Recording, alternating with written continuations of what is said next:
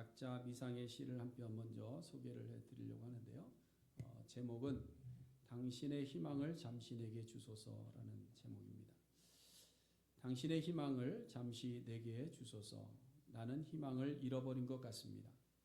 상실감과 절망감이 매일 나를 따르며 고통과 혼란이 내 친구가 되었습니다. 어느 방향으로 가야 할지 알지 못하고 미래를 보아도 새로운 희망은 보이지 않습니다. 문제와 고통의 나날과 더 많은 비극을 볼 뿐입니다. 당신의 희망을 잠시 내게 주소서. 나는 희망을 잃어버린 것 같습니다. 내 손을 잡아주고 나를 안아주소서. 내 모든 말에 귀를 기울이소서. 회복이 될 것 같지 않습니다. 치유의 길은 멀고 외롭게 보입니다. 당신의 희망을 잠시 내게 주소서. 나는 희망을 잃어버린 것 같습니다. 내 곁에 서서 당신의 임재, 당신의 마음, 당신의 사랑을 알게 해 주소서. 나의 고통을 알아주소서. 내 고통이 너무 크고 끝나지 않고 있습니다. 나는 슬픔과 갈등에 휩싸여 있습니다. 정체성을 잃고 방황하는 모습을 시로 표현한 내용입니다. 여러분, 오늘 우리가 살아가는 시대를 보면 이 시의 내용과 똑같은 것 같습니다. 우리의 정체성을 잃어가고 있고 그러다 보니까 희망이 없어 보이는 그런 세대를 살아가고 있다라는 생각을 하게 됩니다. 근데 이 시의 마지막은 이렇게 끝납니다. 당신의 희망을 잠시 내게 주소서. 내가 치유될 때가 올 것입니다.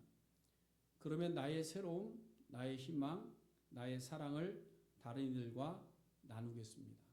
이 시의 마지막 부분입니다.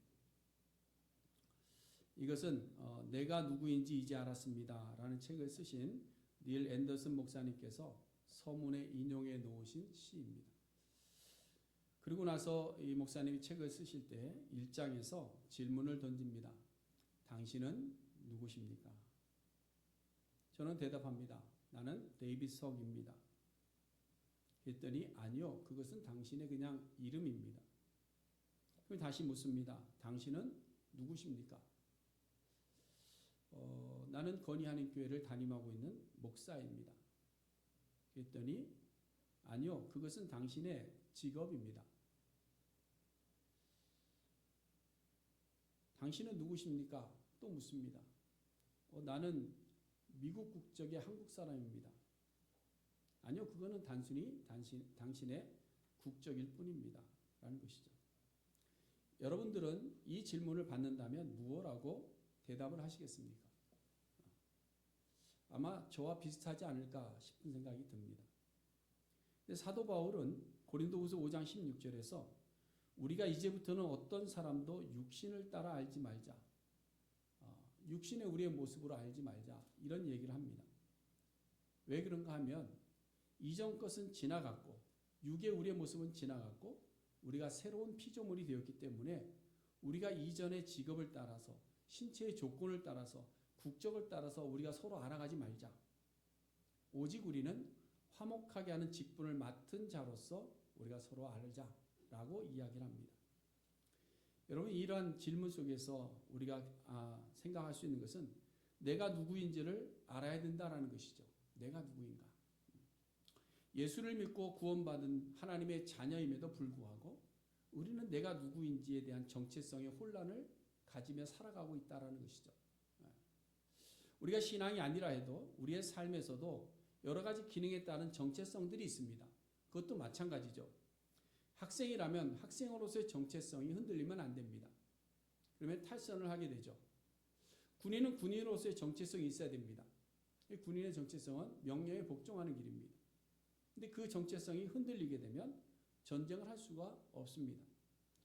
지도자들은 지도자의 정체성이 확실해야 됩니다. 그래서 지도자들은 언제나 공동체를 우선할 때에 헌신할 수 있는 것이죠. 그러므로 오늘은 우리가 이 새로운 피조물 된 성도로서의 정체성이 어떠한가라는 것을, 그리고 우리의 정체성이 분명하지 않았을 때 어떤 결과가 따라오는지에 대해서 함께 생각해 보려고 합니다. 자, 호세아 선지자가 북이스라엘 향해서 8장 1절에서 나팔을 불고 있습니다. 나팔을 열심히 불었습니다. 그런데 희망은 보이지 않습니다. 왜냐? 오늘 본문 8절으로 내려와서 보니까 이스라엘이 이미 삼켜졌다 이렇게 표현합니다. 나팔을 열심히 불었는데 벌써 이미 끝났다 이런 얘기죠. 삼켜졌다라는 말의 의미는 회생 불가능할 정도로 완전히 중독되어져서 다시금 정체성을 상실해서 일어날 수 없는 존재가 되었다라는 겁니다. 그래서 어떤 혹자는 삼켜졌다는 말이 그냥 앞으로 아수르에 의해서 정복당할 것에 대한 예언이다라고 보는 분들도 있습니다.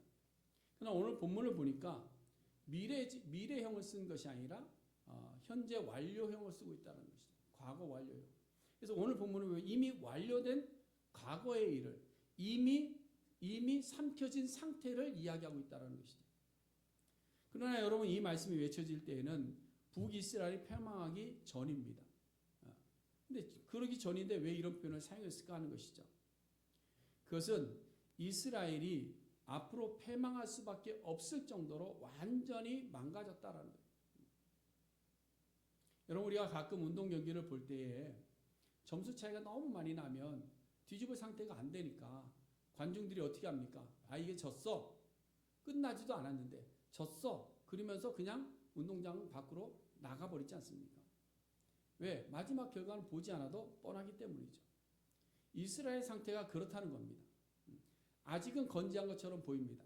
아직 국가가 존재합니다. 그러나 그 상태를 보니까 이미 죄악 가운데 삼켜져서 멸망하기 일보 직전이더라라는 겁니다. 그래서 여기서 여러 나라 가운데 있다라는 이 말은 주변의 강대국 사이에서 오락가락하는 이스라엘 정치적 상황을 그대로 이야기하고 있는 겁니다. 그래서 열왕기하 17장에 보면요. 북이스라엘의 마지막 왕이 호세아입니다. 이 호세아가 통치할 때 일어난 일을 기록하고 있는데요. 여러분 이름을 혼동하시면 안 됩니다. 선지자도 호세아고요. 왕도 호세아입니다. 선지자 호세아가 북이스라엘의 가장 화려한 시절인 여로보암 때에 나팔을 불기 시작했습니다. 이 여로보암이 5번째 왕조입니다. 그리고 북이스라엘에서는 13번째 왕이죠.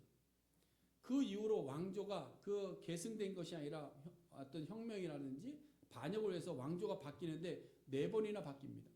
그리고 나서 19번째 왕으로 등극한 사람이 바로 호세아입니다. 이 호세아가 북이스라엘의 마지막 왕입니다. 이 호세아 왕 때에 가서 오늘 본문 8절 말씀이 그대로 현실로 이제 나타나게 될 건데요. 호세아가 등극한 이후에 아수르라는 신흥 제국이 등장합니다. 7세기에 주전 7세기의 신흥 제국으로 아수르가 크게 등장하는데 이 아수르가 팔레스틴 지역을 공격하기 시작했습니다. 748년부터 시작해서 722년까지 계속해서 공격합니다. 3번에 걸쳐서. 그래서 마지막 722년에 호세아 왕 때 완전히 북이스라엘이 멸망하게 되죠. 이 과정에서 호세아 왕이 아수르의 디글랏 빌레셀이라는 왕이 쳐들어왔을 때에 그에게 조공을 바치는 신세가 되었습니다. 그래서 조공을 바치고 조공을 한번 바쳤었는데 이 아수르의 왕이 바뀝니다. 디글랏 빌레셋에서 살마네셀로 바뀌게 됩니다. 바뀌고 나니까 이 호세아가 어떻게 했느냐? 조공 바치던 것을 멈췄습니다. 그리고 누구에게 쪼르르 쫓아갔느냐? 반대편에 있는 애굽으로 쫓아간 거예요. 그래서 애굽에게 손을 내밀어서 우리를 좀 보호해 줄 것을 요청합니다. 그래서 결국은 아수르가 화가 나서 완전히 그 북이스라엘을 멸망시켜 버리게 되는 거죠. 그래서 아수르가 봐도 애굽이 봐도 이스라엘이라는 나라가 그렇게 구미가 당기는 나라가 아니었다. 아수르에는 곱지 않은 시선이 있었고 애굽은 뭐 굳이 우리가 도와서 아수르와 싸울 이유가 없는 그런 전제가 된 겁니다. 그것을 오늘 본문에서 뭐라고 표현하고 있느냐? 즐겨 쓰지 아니하는 그릇같이 되었다. 이렇게 표현하고 있는 것이죠. 그럼 왜 아브라함의 자손이고 또 애굽에서부터 건진받을 때 같이 건짐을 받았고 하나님의 언약 백성이 되었음에도 불구하고 북이스라엘이 이렇게 되었을까 하는 겁니다. 혈통적으로 보면 아브라함의 자손입니다. 그렇죠? 애굽에서부터 나올 때 같이 건진받아 나온 사람들입니다. 그럼 왜 이 사람들이 그렇게 되었느냐? 그들이 자신의 정체성을 잃어버렸기 때문에 그렇게 된 겁니다. 9절 말씀에 보시면 이렇게 되어 있습니다. 그들이 홀로 떨어진 들나귀처럼 아수르로 갔고 에브라임이 값주고 사랑하는 자들을 얻었도다.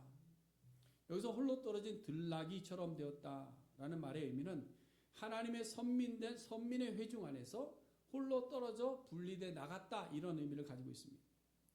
여러분, 창세기 16장에도 보면 아브라함의 첩 하갈이 이스마엘을 낳습니다. 이스마엘을 낳고, 그러니까 자기는 아들을 낳았고 자기 주인은 아들을 낳지 못하니까 교만해서 사라를 멸시하기 시작했어요. 그러니까 사라가 또 화가 난 겁니다. 그래서 아브라함을 막 쥐잡듯이 잡았어요. 그러니까 아브라함이 네 마음대로 해. 그래서 이제 사라가 하갈을 막 학대하기 시작합니다. 막 학대하니까 이 하갈이 견디다 못해서 광야로 도망합니다. 자기의 피부치 아들을 데리고 광야로 도망합니다. 이때 여호와의 사자가 하갈을 찾아와서 하갈에게 말씀하실 때에 그를 축복합니다. 내 씨가 크게 번성하게 될 거야 라고 축복합니다. 그런데 뒤에 그 자손의 미래에 대해서 뭐라고 이야기하느냐, 그 사람 중에 들나귀 같이 되리라. 이 말은 하나님의 선 믿는 아브라함의 자손 중에서 떨어져 나간 존재가 된다, 이런 의미를 가지고 있는 것이죠. 그래서 결국 이스마엘이 아브라함의 자손에게서 분리될 것을 이야기합니다. 그래서 아브라함의 계보는 누구를 통해서? 사라가 낳은 이삭을 통해서 계보가 이어지지만 하갈이 낳은 이스마엘은 뭐예요? 정착해서 그 가운데 살지 못하고 약대나 말을 타고 광야를 떠도는 베두인들이 된 겁니다. 이처럼 지금 북이스라엘이 처음은 아브라함의 혈통이었고 다윗의 통치 아래에 있었지만 다윗의 혈통에서 분리돼 나온 겁니다. 분리돼. 그래서 자기의 길로 간 결과가 뭐냐? 들나귀처럼 되어버렸다. 그럼 들나귀처럼 되어버린 북이스라엘의 삶이 어땠느냐? 그 다음부터 그들의 삶이 어땠느냐? 그들은 이제 사랑을 얻기 위해서, 자기의 필요한 것을 위해서 어떻게 되냐? 값을 지불해야만 얻게 되는 존재가 된 겁니다. 하나님의 자녀들은 지금까지 어떻게 살았습니까? 하나님께서 값없이 부어주시는 놀라운 은혜 가운데 살았습니다. 은혜로 살았어요. 근데 이제 북이스라엘은 어떻게 돼요? 자기들이 값을 주고 사랑을 구걸해야 되는 그런 존재가 된 겁니다. 그래서 9절 하반절에 보니까 에브라임이 값주고 사랑하는 자들을 얻었도다. 앞서 북이스라엘이 마지막 왕 호세아가 아수르의 공격을 받고 조공을 바치는 신세가 되었을 때에 그들은 누구의 사랑을 구하였는가? 애굽의 사랑을 구해서 그들의 손을 도움을 얻고자 달려가지 않았습니까? 근데 여러분, 이것이 북이스라엘 왕조에서 첫 번째 있었던 일이 아닙니다. 그 이전에도 똑같은 일이 또 벌어졌죠. 호세아 선지자의 예언이 있고 얼마 지나지 않아서 4왕조 때 호세아가 외쳤는데요. 그 다음에 5왕조가 살룸입니다. 이 살룸이 반역을 일으킵니다. 그래서 5왕조를 만들었는데 이 살룸 역시 문하햄에게 의해서 반역에 의해서 그냥 한 달 만에 왕자를 다 잃어버려요. 그래서 문하햄이 이제 제6왕조를 건설하는데요. 이 문하햄의 기록이 열왕기하 15장에 짧게 나오는데 여기에 보면 아수르의 왕 불이라고 되어 있는데 다른 이름은 디글랏 빌레셋입니다. 역사 속에 나오는 이름은 그 디글랏 빌레셋이 북이스라엘을 침공합니다. 이때 문하햄이 그것을 감당할 수가 없었던 거예요. 그래서 은 1,000달란트, 1,000달란트를 모아가지고 불에게 바칩니다. 그리고 자신의 왕위를 지킵니다. 자신의 왕위를 지키기 위해서 이 은 1,000달란트를 어떻게 만들었냐? 이 부자들에게 가진 돈들을 강탈한 거예요. 그래서 부자들에게 다 돈 내놔라. 그래서 은 1,000달란트를 모아가지고 불에게 주고 자기의 왕위를 유지할 수 있었습니다. 그러나 그게 오래가지는 못했죠. 이렇게 동일한 일들을 반복하고 있습니다. 그래서 자기가 필요한 것을 얻기 위해서는 값을 지불해야만 되는 그런 신세가 되어버린 것이죠. 하나님의 선택을 받고 애굽을 나온 이스라엘 민족은 지금까지 누가 그들의 삶을 지켰는가? 하나님께서 지켜주셨어요. 하나님께서 필요할 때 만나를 내려주시고 메추라기도 내려주시고 물도 주시고 대적을 물리쳐 주시고 성을 점령하게 하시고 하나님께서 값을 지불하지 않았음에도 불구하고 하나님께서 그들을 돌봐주셨어요. 사사시대 때는 외세가 올 때마다 하나님 앞에 기도하면 하나님이 와서 다 사사를 세워서 그 외세를 다 막아주고 있습니다. 근데 북이스라엘이 그 솔로몬 이후에 나라가 분리되면서 하나님과의 언약관계를 깨버린 겁니다. 그러다 보니까 이제는 스스로 값을 주어야만 자신들을 지킬 수 있었고 값을 주어야만 자기들의 모든 것을 얻을 수 있었다라는 겁니다. 근데 여러분, 값을 주고 얻은 것이 영원한 것 같지만 영원하진 않습니다. 그것은 모두가 헛된 것이었습니다. 값을 주고 사랑을 얻었습니다. 그러면 이제 된 줄로 알았습니다. 정말 사랑받는 줄 알았습니다. 그런데 10절에 보니까 이제 내가 그들을 다시 모시겠다. 이렇게 표현하고 있어요. 이 말은 그들이 아무리 1,000달란트를 주고 도움을 구하지만 그것이 얼마 가지 않은 호세아의 모습을 그대로, 문하의 모습을 그대로 보여주고 있는 겁니다. 결국 애국과 아수르 중에서 누가 더 힘이 있을까 저울질하면서 이쪽에도 돈 주고 저쪽에도 돈 주고 하면서 살려고 했는데 결국은 버림받고 모든 것이 깨어지고 모든 것을 빼앗기고 만다라는 겁니다. 그래서 도리어 그렇게 값을 주고 사랑을 얻고 필요한 것을 얻었지만 도리어 그 사랑이 그들에게는 무거운 짐이 되어버렸다라고 오늘 말씀하고 있는 것이죠. 오늘 말씀하고 있는 거예요. 그래서 10절 말씀 보세요.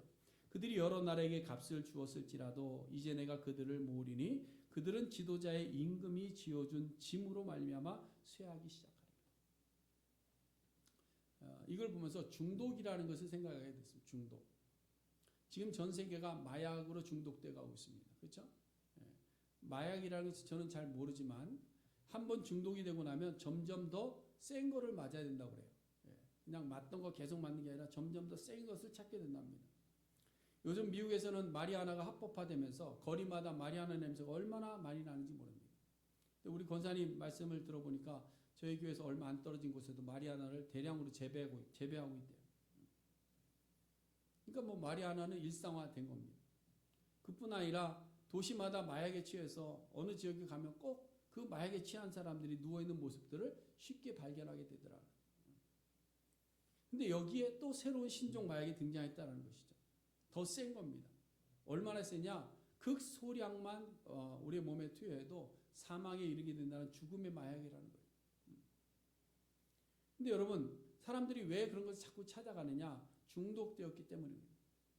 자신이 죽는 줄 알면서도 자신이 나빠지는 걸 알면서도 중독되다 보니까 그것을 찾지 않고서는 안 되게 되는 그 결과까지 가더라라는 것이죠.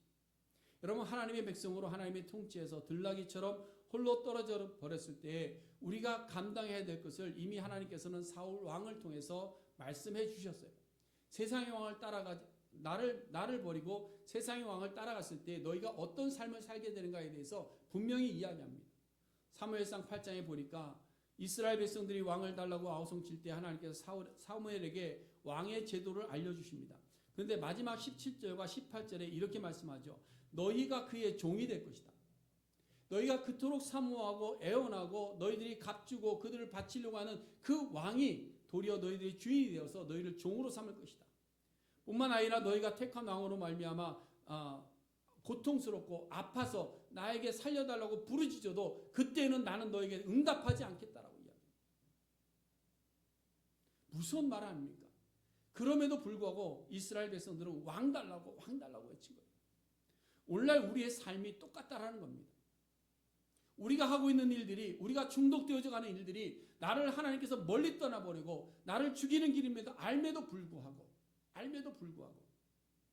우리는 그것을 위해서 값을 지불하고 시간을 지불하고 나의 가진 것을 지불하고 그것을 얻고자 애쓰고 있다는 거예요. 그러나 여러분, 우리가 들나귀처럼 분리되어진 다음에 그 중독되어서 거기서 빠져나오지 못하면 그 다음에는 하나님 앞에 부르짖어도 내가 응답하지 않겠다, 이 말씀하고 있는 거예요. 여러분, 하나님의 백성은 하나님의 통치 아래에 살아야 하는 겁니다.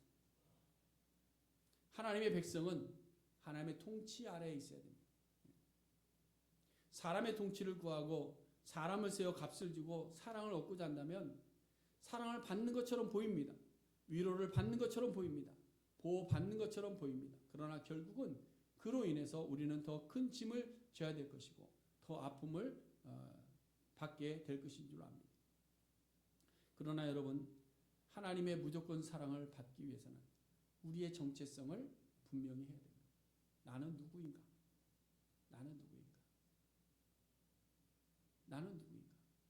여러분들은 누구십니까? 이름은 호칭입니다. 직분은 직업입니다. 신체는 외모입니다. 이거는 육신의 정체성을 정하여 줍니다. 그러나 오늘 우리는 사도 바울이 말씀한 대로 육신으로 아는 내가 아니라 새로운 피조물로 거듭난 나의 정체성이 뭐냐?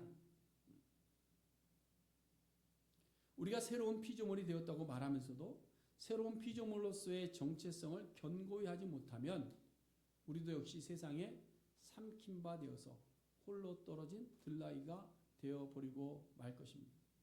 우리 육체가 가지는 정체성도 분명하지 않으면 헛된 것을 따라서 헐떡거리며 세상을 향해 달려가다가 다시 돌아오지 못할 지경에 이르게 되지만, 우리가 언약 백성으로서 예수 그리스도의 피값으로 구원받은 우리의 정체성을 분명하지 않으면 우리는 헛된 것을 추구하게 될 것이고, 헛된 것에 우리의 금을 달아줄 것이고, 헛된 것에 우리의 시간을 낭비하게 될 것이며, 헛된 것을 향해서 우리의 마음을 빼앗기고 말 줄로 합니다.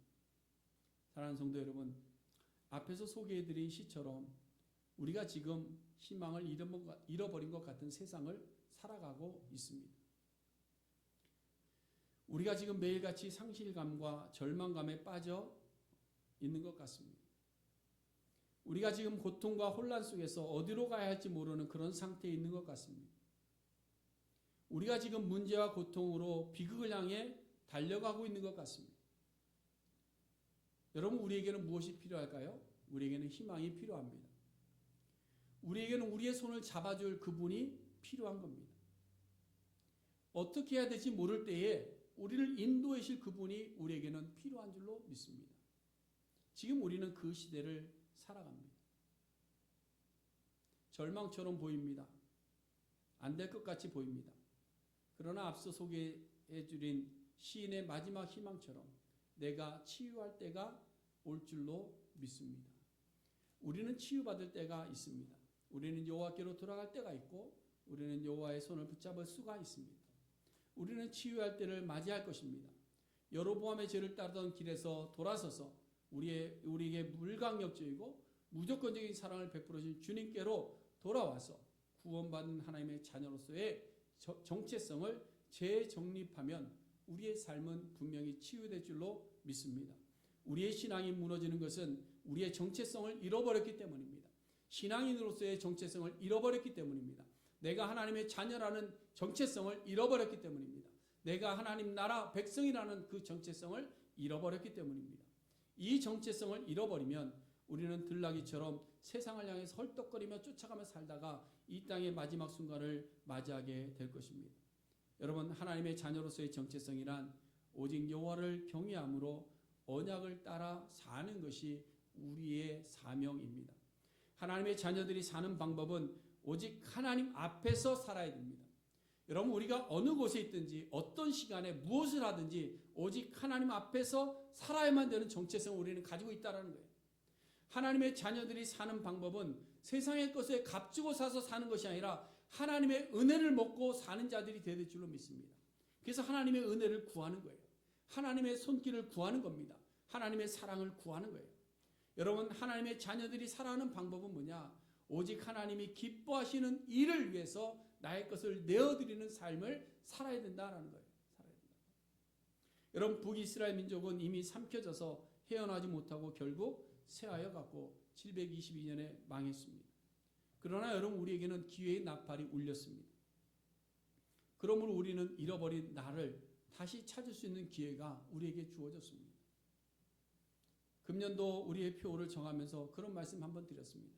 우리가 여호와께로 돌아갈 수 있는 마지막 기회인 줄 알고 우리의 신앙이 여호와께로 돌아가는 자리죠. 그리고 잃어버린 하나님의 백성다운 그런 삶을 회복할 수 있기를 간절히 바랍니다. 여호와께로 돌아가야 됩니다. 우리의 신앙의 우선순위가 어디인지를 한번 잘 생각해 보시기 바랍니다. 오늘 주일날인데 예배 마치고 끝났다고 다른 일로 우리의 시간을 허비하지 마시고 집에 돌아가시면 오늘 말씀을 생각하면서 나는 과연 하나님의 자녀답게 정체성을 잃지 않고 잘 살아가고 있는가? 나는 어디에 우선적으로 값을 지불하고 살아가고 있는가? 우리 자신들을 돌아보며 주님 앞으로 회개하고 돌아올 때 주님께서 우리를 맞아주시고 우리를 용서해 주실 뿐 아니라 우리를 주님의 품에 안아 주실 줄로 믿습니다. 기도하겠습니다.